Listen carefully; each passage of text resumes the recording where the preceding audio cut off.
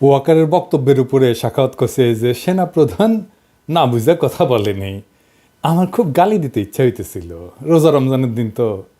আবার আমি জানি সাখাওয়াত মিয়া আপনি গিয়া প্রফেসর ইউনূসের কাছে গিয়ে বলবেন পিনাকে আমার যা তা না বলে গালি দিছে, এইগুলি আপনি পার পেয়ে যাবেন, আমি এটা হইতে দেবো না।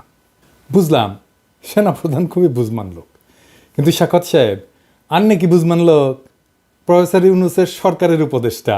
আপনি যেই পজিশনে থেকে সেনাপ্রধানের বক্তব্য ডিফেন্ড করতেছেন, এটা কি আপনার এখতিয়ারের মধ্যে পড়ে? এটা কি উপদেষ্টা পরিষদের বক্তব্য? এই বক্তব্য কি প্রফেসর ইউনূসের সরকারের অফিসিয়াল পজিশন? প্রফেসর ইউনূসের কি অফিসিয়াল পজিশন? আমরা এটা পরে দেখব, উনি নিজের মুখে বলছেন। তো আপনি যেটা বলছেন নাকি সেটা কি সরকার আপনার এই কথা বলার দায়িত্ব দিছে? কোনোটাই না। আপনি যে এই কথা কইতে পারেন না উপদেষ্টার শপথ নিয়া, এই আক্কেলটাও আপনার নাই। কিছু মানুষ না বুড়া হয় কিন্তু বড় হয় না। আপনি বুড়া হয়েছেন, বাল পেকে তালতলায় গেছে, কিন্তু বড় হার নাই। অনুরাগ বা বিরাগের বশবর্তী হইয়া কাজ করবেন নাই, শপথ নিয়ে উপদেষ্টা হয়েছেন। আপনার তো অনুরাগ আছে ওয়াকারের ব্যাপারে। ওয়াকার যখন ক্যাপ্টেন সেই ক্যাপ্টেন ওয়াকার 1991 থেকে 92 সালে বান্দরবনে 69 পদাতিক ডিভিশনের স্টাফ ক্যাপ্টেন ছিল। তখন আপনি ব্রিগেডিয়ার সাখাওয়াত ব্রিগেড কমান্ডার ছিলেন। উপদেষ্টা হিসেবে সাখাওয়াতের নাম আসছে কেঙ্কে করে জানেন? ওয়াকারের কাছ থেকে। ছাত্ররা সাখাওয়াতের নাম প্রস্তাব করে নাই। ওয়াকার বন্দনা সে হুদাই করে নাই। ওই এক খই দুই কামড়ে খায়, ধান্দা ছাড়া ওই এক পাও ফেলে না। এবার বুঝেছেন তো কাঠটিকি কুতিবান্দা। আশা করি প্রফেসর ইউনূস উনারে ডাইকা ব্যাখ্যা চাইবেন যে কেন সেই কাম করিছে, কেন সেই কথা বলিছে। আপনার উপরে ছেড়ে দিলাম গালি না দিয়া। আপনি যদি কিছু না কন তাহলে গালিটা পরে সুদে আসলে বাকি সহ পূরণ করে দেবে ঈদের পরে। হ্যাঁ, কবে মরে টরে যায় ঠিক নেই তো, দুনিয়ায় কোনো ঋণ রাখা ঠিক না।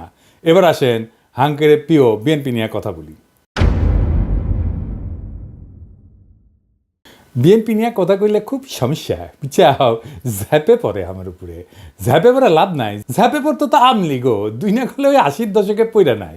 ইউটিউবারগুলোর সাথে লাগেন না। হাঙ্কারে ভিডিও যেটি যায়, যেটি দেখে উঠি আপনারা কখনো পৌঁছাতে পারবেন না, চেষ্টা করলেও পারবেন না। তাই গুড টার্মসে থাকেন। আমি তো আপনাদের দল করি না, তাই না? আপনার দলের রাজনীতি ঊর্ধ্বে তুলে ধরার দায় আমার আছে নাই তো? আপনার বিরোধী দল লাগবে না নাকি হাসিনার মতো চান আপনার বিরোধী দল না থাকুক? যাই হোক, আপনারা কি করতেছেন সেটা দেখাই দেওয়াটা জরুরি। আমি এটা দেখাই দিয়ে যাব। যতই ঝাঁপে পড়েন কোনো লাভ নেই। হাসিনা পলানোর পরে ইন্ডিয়া কিভাবে বাংলাদেশের সাথে শত্রুতা করতেছে তা তো আপনারা জানেন, তাই না? প্রথমে হাসিনারে জায়গা দিল, এটা তো শত্রুতা। তারপরে একে একে সব গুন্ডা পান্ডা সমস্ত আওয়ামী দুর্বৃত্তদের জায়গা দিল, তাই না? এটাও তো একটা শত্রুতা। এই দেখেন নকিব আশরাফ চৌধুরী ইন্ডিয়ায় গেছে, বলতেছে 20 ফেব্রুয়ারিতে গেছে, সে ছাত্রদের আন্দোলনে দমাইতে অস্ত্র হাতে দমাইতে চাইছিল। সে নাকি দেশেই ছিল 20 ফেব্রুয়ারি পর্যন্ত। আবার ছবি দিছে ঢাকার শেরাটনে, জানি না এটা ঢাকার শেরাটন কিনা, আবার এই টাইমের ছবি কিনা। আওয়ামী যাওরা তো আগেকার ছবি এখনকার বলে চালাইতে পারে। যাই হোক, এটা ছোট মাল, কিন্তু ওরে ওর প্রাপ্যটা বুঝাই দিতে হবে। তো কলকাতাতেই বুঝা দেওয়া যাবে, খাড়া তুই। তারপর দেখেছেন বিজেপির সাথে কি খাতির দেখেছেন? দেখেন আবার দেখেন মসজিদে গেছে, এক হাতে আবার সুতা পিন দিছে, অসাম্প্রদায়িক, বুঝে চাও? তারপরে দেখেন এই যে পানি ছেড়ে ডুবাই দিল আমাদের।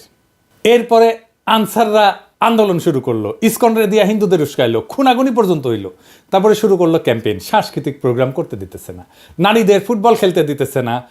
আজ আবার দেখলাম মহিলাদের সিগারেট খেতে দিতেছে না। এই ক্যাম্পেইন একের পর এক গ্রুপ দল তাদের দাবি দেওয়া নিয়ে মাঠে নামলো। একটাই উদ্দেশ্য, প্রফেসর ইউনূসের সরকার ব্যর্থ এটা প্রমাণ করা।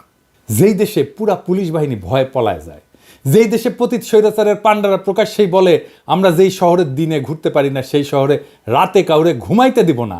শুনেন, আমাদের কথা স্পষ্ট, যেই রাজধানীতে আমাদের মানুষ শান্তিপূর্ণভাবে দিনে ঘুরতে পারবে না, চলতে পারবে না, সেই রাজধানীর মানুষ রাতে ঘুমাতে পারবে না। আমরা সেইভাবে আমাদের তৈরি করে নিছি। আমাদের ডিসিশন, আমাদের মূল ব্যক্তি, আমাদের নেত্রী যেভাবে এখানে সাজেশন করবে, আমরা পরামর্শ কর্মে আমাদের যেখানে যার সাথে আলোচনা দরকার সেইটা করব। যে পতিত ফ্যাসিস্ট নিজে নির্দেশ দেয়, যেই হাত দিয়া 32 নম্বর ভাঙিছে সেই হাতের এমন অবস্থা করে দেওয়া হয় যেন সারা জীবন মনে থাকে। শুনেন হাসিনার কথাই। 32 নম্বর যে হাত দিয়ে হাতুড়ি পিঠে ভেঙেছে আর ওই ট্রাক্টর চালিয়েছে, তাদের ওই হাত চিরদিনের মতো এমন করে দিতে হবে যেন প্রতি মুহূর্তে হাতের দিকে তাকিয়ে এটা যেন মনে করে যে এই হাত দিয়ে 32 নম্বর ভেঙেছে। এটা পারবে নাকি তোমরা, সেটা আমাকে বলো, এবং সেটা আমি চাই। সকলের ছবি আছে, খুঁজে খুঁজে বের করো কে কোথায় আছে। বেঁচে থাকবে সারা জীবন আর ওই হাত দেখবে, এটাই আমি চাই, আর কিছু চাই না। যেই দল বাংলাদেশের 2 জন প্রবাসী ইউটিউবার আমি আর ইলিয়াস তার মৃত্যুদণ্ড ঘোষণা করে, হত্যার ঘোষণা দেয়, শুনুন। পিনাকি ভট্টাচার্য ফ্রান্সে একটা লয়ের কথা বলি, if you kill someone you don't need to death penalty, maybe life in the prison 10 years 12 years। ফ্রান্সে কি বাংলাদেশের মানুষ নাই? পিনাকির মতন একটা কুকুর এই ধরনের কাজ করে যাবে আর বাংলাদেশের মানুষ এখানে বসে আছে? অ্যাসাইলাম মারা একটা কুকুর এখানে বসে আছে, এই কুকুরটা গলা কাইটা যদি এখানে কোনো মানুষের ডেথ পেনাল্টি হবে না, life in the prison. I am challenging, I am sorry. ইসলাম যদি আমাকে অ্যালাউ করতো কাউকে খুন করা, 1 নম্বরে আমি খুন করতাম, দিস গোয়িং টু লাইফ, 1 নম্বরে আমি খুন করতাম ওই একে, কি বলে, ইলিয়াসকে। Is another talented but very deeply rooted within the wrong process, and this Hasnat guy. যেই দল পেশাদার ডাকাত ভাড়া করে ঢাকায় ডাকাতি করে যেন নগরবাসীর মনে আতঙ্ক ছড়ায়, তাইলে এটা কিরকম অবস্থার মধ্যে আছে সরকার সেটা চিন্তা করেন। সারা দেশে আতঙ্ক তৈরি করা হইল, অপরাধ বাড়তেছে, বাংলাদেশ নিরাপদ না। প্রফেসর ইউনূস বলছে যে অপরাধ বাড়ে নাই, কথাটা সর্বাংশে সত্য না স্যার। ছিনতাই আর ডাকাতি দস্যুতা করলে বেচছে, আর সাধারণ মানুষ নিরাপত্তাহীন বোধ করতেছে। আর এটাই চাইতেছে আওয়ামী লীগ, এটাই চাইতেছে ইন্ডিয়া। সামাজিক যোগাযোগ মাধ্যমে ফেসবুকে কিছু আইডি থেকে পেজ থেকে ধর্ষণ, ছিনতাই, ডাকাতির বিষয়ে গুজব ছড়ানো হইতেছে পুরনো ভিডিও। ফলে মানুষের মধ্যে আতঙ্ক তৈরি হইতেছে। কোনো সূত্র ছাড়া অপরাধের মন গড়া কিছু পরিসংখ্যান সামাজিক যোগাযোগ মাধ্যমে তুলে ধরা হইতেছে। যেমন ধরেন 65 ঘন্টায় 72 ধর্ষণের ঘটনা ঘটছে, জনকণ্ঠে প্রকাশ করেছিল, ভাইরাল হয়েছিল সেই নিউজ। সেই দিনই ঢাকা শহরে কয়েকটা ঘটনা ঘটলো একের পর এক। এই জনকণ্ঠের চিফ অপারেটিং অফিসারকে জানেন? হ্যাঁ, মেজর হাফিজ, হাসিনার 1 নম্বর লেসপেন্সার। ছবি দেখেছেন? দেখেন, ডিজিএফআই ছিল, মিডিয়ার ট্রাস্ট ছিল, দেখেছেন? এরে সহকর্মী ভাবতে ক্যাঙ্কা লাগিচ্ছে মিডিয়ার লোকজন, উঠে যায় বসিছে। এবার বুঝেছেন তো জনকণ্ঠ কেনই নিউজ করে। আবার দেখবেন যে আমি কিছু কইলে জনকণ্ঠ ছেপে দেয়, সেটা ফটো কার্ড বানায়, বুঝেছাও? ওই আমারটা দেখে পাবলিক টানে, তারপর এইগুলা খিলায়, বুঝেছাও? আর কি পুরা ইন্ডিয়ান স্ট্যাবলিশমেন্ট মাঠে নামিছে। বিপ্লবী ছাত্র জনতাকে মব কইয়া তার দানবায়ন করা হইতেছে। বিপ্লবী জনগণ তো ঘরে ফিরে যায় নাই। আগে দেখেন এই যে বিবিসি কইতেছে মব প্রফেসর ইউনূসকে জিজ্ঞেস করে, দেখেন 32 নাম্বার নিয়ে প্রশ্ন করে, ওই কেন্দ্রে শেষ। বিবিসির কি রোল আমরা জানি না, পুরা হাসিনা আমলে হাসিনা লেসপেন্সারি করেছে। শুনেন, আরেকটা বিষয় নিয়ে অনেক আলোচনা হয়েছে, সেটা হচ্ছে যেটাকে মব বা দলবদ্ধ বিশৃঙ্খলা বলা হচ্ছে। এবং সম্প্রতি দেখা গেছে যে এই বিষয়টা, যেমন গণপিটুনির একটা বিষয় দেখা গেছে। কিছুদিন আগের কথা যদি বলি, বেশ কিছু ধানমন্ডি 32 সহ বেশ সারা দেশে অনেক ভবনে ভাঙচুর হয়েছে। তো বিপ্লবী জনতাকে কেন মব বলা হইতেছে এটা একটু আমাদের বুঝে দেখা দরকার। আপনাদের মনে আছে আমি বলছিলাম যে জুলাই আগস্ট বিপ্লবকে একটা সত্যিকারের বিপ্লব হইয়া উঠতে হবে, এবং সত্যিকারের বিপ্লব হয়ে ওঠার পরে বিপ্লব বিজয়ের পরে কিছু কাজ আছে, সেই কাজটা করলে এটা বিপ্লব হয়ে উঠবে। সেই কাজটা কি? রাষ্ট্রকে পুনর্গঠন করতে হবে। তো বাংলাদেশের এক শ্রেণীর মানুষ রাজনৈতিক দল, আমি আর নাম কইলাম না, এটারে বিপ্লব বলতে চায় না। এই বিপ্লব বলতে না চাওয়াটা একটা ভয়ঙ্কর পরিকল্পনার অংশ। এটা খুব সাধারণ বিষয় না। আমি একটু খুইলা বলি, শুনেন, তাহলে বুঝবেন কি ভয়ঙ্কর পরিকল্পনা এই রাজনৈতিক দল আর এই তথাকথিত বুদ্ধিজীবীরা করেছে। মুজিবের উৎখাত কি বিপ্লব ছিল? হ্যাঁ, অবশ্যই বিপ্লব ছিল। একটা স্বৈরাচারী ব্যবস্থাকে সশস্ত্রভাবে উৎখাত করা হয়েছিল, রাষ্ট্রের চরিত্র বদলায় দেওয়া হয়েছিল। বাকশাল থেকে একদলীয় শাসন থেকে বহুদলীয় শাসনে প্রত্যাবর্তন করছিল বাংলাদেশ, ফ্যাসিবাদের কবল থেকে মুক্ত পেয়েছিল। কিন্তু ইতিহাস কি 1975 15 আগস্টকে বিপ্লব বলে অভিহিত করে? না। এই জন্যেই আগস্ট বিপ্লবের নেতাদের ফাঁসি দেওয়া গেছে, কারণ এটাকে বিপ্লব বলে স্বীকৃতি দেওয়া হয় নাই। আওয়ামী লীগ ন্যারেটিভ তৈরি করছে না জেল হত্যার, ক্যান্ডা বুক ভাষায় না। হ্যাঁ, আসেন এই প্রসঙ্গে আরেকটা বিষয় দেখি। ফরাসি বিপ্লবের কাল ছিল 1789 থেকে 1799 সাল পর্যন্ত, 10 বছরের একটা সময়কাল। প্রথমে বিপ্লবটা হয় কি, বাস্তিল দুর্গ দখল করে প্যারিসেই এবং অস্ত্র সংগ্রহ করে। আমরা জুলাই এই ধরনের কাজ করেছিলাম। এবং 1792 সালে একটা ঘটনা ঘটে, এটাকে বলা হয় সেপ্টেম্বর ম্যাসাকার। বিপ্লবী জনতা প্যারিসের কারাগারগুলোতে ঢুকে বন্দীদের গণহারে হত্যা করে, বিশেষ করে রাজতন্ত্রের প্রতি যারা আনুগত্যশীল তাদেরকে, অভিজাত ব্যক্তিদেরকে, যারা বিপ্লবের বিরুদ্ধে। এখানে জনতায় বিচারক এবং শাস্তিদাতা হয়ে উঠছিল। ধারণা করা হয় 1200 থেকে 1400 বন্দীকে হত্যা করা হয়, যাদের বেশিরভাগই ছিল রাজতন্ত্রের সমর্থক। এই যে ম্যাসাকার যখন হচ্ছিল তখন একটা সরকার কিন্তু ছিল, তারা এটা থামায় নাই, বিচারও করে নাই। কেন করে নাই? কারণ বিপ্লবী সরকার এটাকে বলতো জনগণের প্রতিরক্ষা প্রতিক্রিয়া। জেল হত্যার সাথে মিল আছে না? ফরাসি বিপ্লবের সেপ্টেম্বর ম্যাসাকারের বিচার হয় না, কারণ সেটা ছিল পার্ট অফ রেভলিউশন, বিপ্লবের একটা অংশ। আর 1975-এর জেল হত্যার বিচার হয়, 15 আগস্টের বিচার হয়, ফাঁসি হয়, কারণ এটা বিপ্লব বলে স্বীকৃতি পায় নাই। পশ্চিম যদি আইসা বলে তোমরা জেলখানার মধ্যে ঢুইকা রাজনৈতিক নেতাদের মারিছো, কি খারাপ কাজ করিছো, তো ওদের কেন আমরা বলতে পারি না তোমরা ফরাসি বিপ্লবের সময় জেলে ঢুকে কি করছিলা? ওইটা ঠিক, আমারটা বেঠিক, কারণ তুমি বড় কর্তা, তোমার পাদে গন্ধ, তাই না? আজ যারা জুলাই আগস্ট বিপ্লবকে বিপ্লব বলে স্বীকার করতে চায় না, এটারে বিপ্লব বলে উপহাস করে, তারা আমাদের সন্তানদের, ছাত্রদের ভবিষ্যতে ফাঁসি দেওয়ার বন্দোবস্ত করতেছে। এটাই ইন্ডিয়ান প্ল্যান। যারা জুলাই আগস্টকে বিপ্লব বলতে চায় না, যারা আমাদের বিপ্লবী ছাত্র জনতাকে মব বলে, তারা ইন্ডিয়ান লেসপেন্সার। এদেরকে আমরা ছাড়বো না। আপনারা আমাদের মৃত্যুর পরোয়ানা লিখবেন আর আমরা আপনাদের ছাইরা দেব ভাবছেন? কখনো না। যারা আমাদের নৈরাজ্যবাদী বলতেছেন দেশকে অশান্ত করে রাখছি, তাদের বলতেছি বিপ্লবকে সমাপ্ত করতে হবে, রাষ্ট্রকে পুনর্গঠন করতে হবে, ফ্যাসিবাদের প্রত্যাবর্তনের সম্ভাবনা বন্ধ করতে হবে, সকল গুম খুন নির্যাতন অত্যাচারের বিচার হতে হবে। ওয়াকার সাহেব, আপনি নিজে বলছিলেন না 5ই আগস্টে সব অবিচারের বিচার হবে, আপনি নিজে দায়িত্ব নিয়েছিলেন না? শুনেন, আমি আপনাদের কথা দিচ্ছি, সমস্ত হত্যা, সমস্ত অন্যায়ের বিচার আমরা করব। প্রতিটা হত্যার বিচার করা হবে, প্রতিটা অন্যায়ের বিচার হবে। আর আজ আপনি প্রফেসর ইউনূসকে আয়নাঘরে ভিজিট করতে দেন না। বিডিআরের বিচারে বলেন ফুল স্টপ, আর বলেন বিচার করতে গিয়ে ইনস্টিটিউটের যেন ক্ষতি না হয়। এক মুখে দুই কথা কেন জাতি জানতে চায়? 1971-এর 16 ডিসেম্বরের পরে অসংখ্য মানুষকে ধরে ধরে হত্যা করা হয়। কাদের সিদ্দিকী প্রকাশ্যে বেয়নেট দিয়ে খুশিয়া স্টেডিয়ামে হত্যা করে কয়েকজনকে। কাদের সিদ্দিকীর শাস্তি হয়েছিল? হয় নাই। মামলা হয়েছিল? হয় নাই। নাসিরউদ্দিন ইউসুফ বাচ্চু খুব কালচার করে, 19 ডিসেম্বর এই লোকরে হত্যার নির্দেশ দিয়েছিল, এই যে ধরে আছে না, তাকে হত্যা করা হয়। সে নাকি বুদ্ধিজীবী হত্যায় যুক্ত ছিল। শাস্তি হয়েছে নাসিরউদ্দিন ইউসুফের? হয় নাই। মামলা হয়েছে? হয় নাই। কেন হয় নাই? কারণ 1971 রাষ্ট্র বিপ্লব হিসেবে স্বীকৃতি পাইছে। জনগণ সার্বভৌম ক্ষমতার অধিকারী। সেই জনগণ যখন তার ক্ষমতা রিক্লেম করে, দখল করে, তখন সেই আইন, সেই রাষ্ট্র হয়ে যায়। এটাই বিপ্লব। এইটারে বিপ্লব বলে স্বীকার করতে চায় না যারা, তাদের কারণেই জুলাই আগস্ট বিপ্লবে পুলিশ হত্যার বিচারের কথা আসতেছে আজকে। এর জন্য দায়ী সকল বিপ্লব বিরোধী বুদ্ধিজীবীরা, যারা আমাদের মৃত্যু পরোয়ানা লিখতেছে। আমাদের মব ডাকা বন্ধ করতে হবে, না হলে বিপ্লবী ছাত্র জনতা ঘরে ফিরবে না, ফিরাইতে পারবেন না, আপনি দেশকে শান্তও করতে পারবেন না। জনগণ তার সার্বভৌমত্ব প্রকাশ করার জন্য জনপরিসরে অস্ত্র ধারণ করে বা প্রতীকী কোনো বস্তুর মাধ্যমে নিজেদের শক্তি জাহির করার উদাহরণ আছে ইতিহাসে। নানা জায়গায়, নানা দেশে এটা দেখা গেছে। রোমান রিপাবলিকে পপুলার অ্যাসেম্বলি ছিল, এইখানে জনগণ সমাবেশে জড়ো হইতো, অস্ত্রসহ নিজেদের শক্তি প্রদর্শন করতো এবং নিজেদের মতামত জাহির করত। রোমান প্লেবিয়ানরা অস্ত্রসজ্জিত হয়ে রোমের ফোরামে সমবেত হইত। লেনিনের বলশেবিক বিপ্লবের পরে কৃষক শ্রমিক মিলিশিয়ারা প্রকাশ্যে সন্দেহভাজন প্রতিপক্ষদের হত্যা করছে।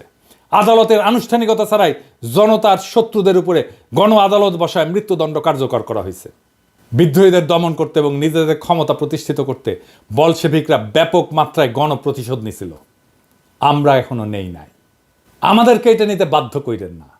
চীনে মাও সেতুংয়ের নেতৃত্বে বিপ্লবী লাল রক্ষীরা শ্রেণীশত্রুদের প্রকাশ্যে অপমান, নির্যাতন, হত্যা করত।